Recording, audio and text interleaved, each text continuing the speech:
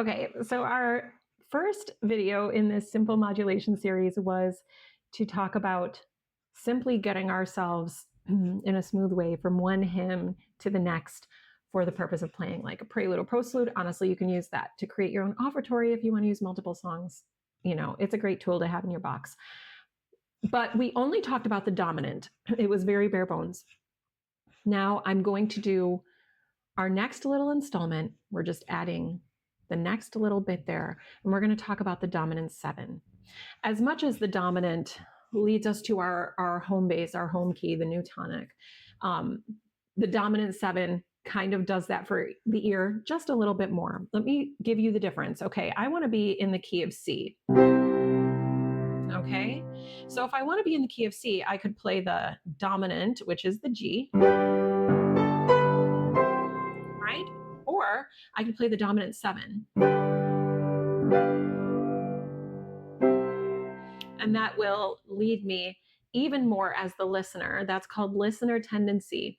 And the listener tendency, hearing that, it makes you want to go home to that C chord. So what is a 7? It's very literal, okay? So we've already talked about how G is the 5th tone of the C major scale, right? So that's what makes it our dominant. Now, 7 tones from that G, 1, 2, 3, 4, 5, 6, 7, is that F natural. Now, if we were playing a G major, we would want to hear that F sharp. But remember, the tonic we're thinking about is C. Okay, so the 7th tone from G, from our dominant, is F natural. So I can build a G chord and put that F natural on top, and that creates, in the key of C major, that creates a dominant 7. Now you don't need the whole chordal structure for it to be a dominant 7, okay? The keys there are going to be the G and the F natural. And it will lead you to that C. So when you're marking your hymnal, that was one of our tips in the last video.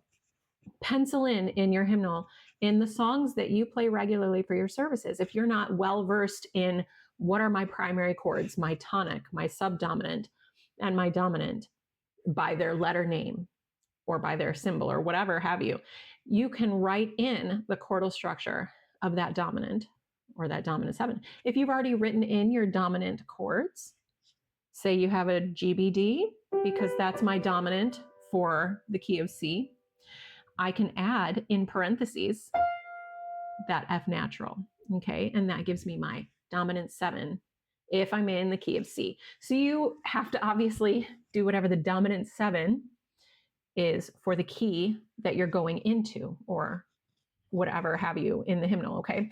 So for There Shall Be Showers of Blessing, we're in B flat major again, and we've gone to D major, okay? So I've gone from the cadence of the B flat major. So I'm on B flat, right? Now we did this last time. We used A, which is the dominant. Why? Of D major. What a wonderful savior. Because it's the 5th tone of the D major scale. So I went from B flat to that A major chord. And if I want to make it a 7, I'm going to add the G natural at the top of that A major chord. A, again, you can just play the A and the G natural, or you can play the full chord. A, C sharp, E, G natural.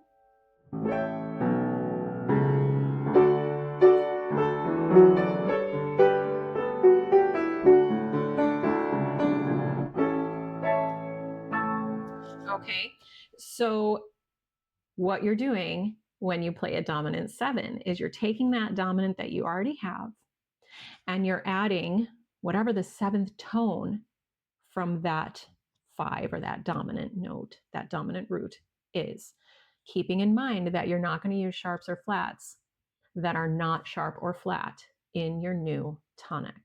Okay, so I wonder, let's see, what do we have here? Under His Wings, which is in the key of C, into My sins are blotted out, I know, which is in the key of A flat.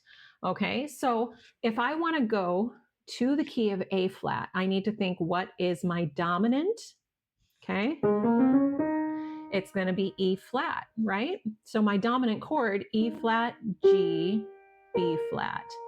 Now I could complete the octave and just keep it a dominant, or I could go to the 7, the D flat.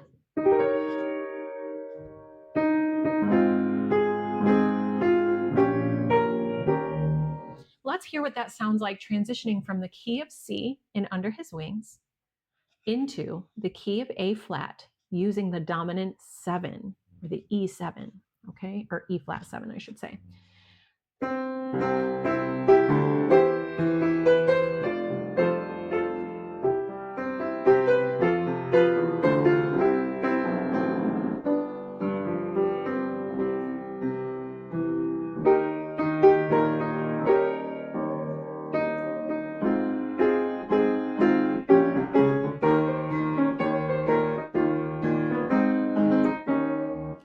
It's an easy transition.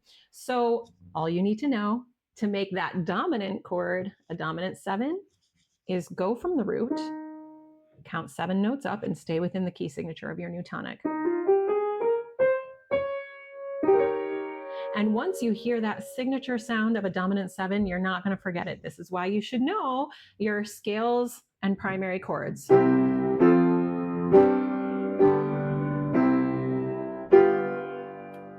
There's my G7 because I'm including that F natural. So there is the next step in your modulation. You can either use the dominant or you can use the dominant 7 chord. Hope that's been helpful for you. All right, our Music Minute bonus tip for today is, I would like to encourage you with this tip: seek to further your music education. We're at the beginning of a new year, and it doesn't matter how busy or what your schedule or what your music ed level is at this point. It should be, especially if you're a church pianist, this is part of your offering, your worship, your service to the Lord. And it doesn't take a lot of time or effort or cost to seek to just go a little bit further. Now, I realize if you're watching these videos, that's you doing that, and good job. But I've found other resources. You know, there are so many things that are free or very inexpensive online that can really just sharpen your skills in a bit by bit kind of way that's not overwhelming.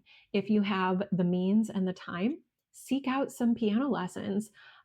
With online lessons booming at this point, it is so much more attainable to get yourself a piano teacher and get stuck in with some lessons, even if it's for a short time. I've done that several times in my adult life when we've been here or there. If I've had the time and the means, I've spent a little bit of time investing in some advanced piano classes, just because I want to constantly be learning more, constantly be honing that skill that the Lord wants me to use for Him. So I want to encourage you, find something to learn and grow in your music ed, even if it means just learning your scales if you haven't learned them yet, or learning your primary chords for each of your scales. Anything to grow, and it will show in your piano playing at church. So I hope that's helpful, and I hope you are encouraged to seek something out and learn something new. And if these videos are helpful, or if you have a suggestion of a method or technique or something you'd like to learn or see in these Music Minute series, please drop a comment on this video and we will see that and do our best to help you. Have a great day.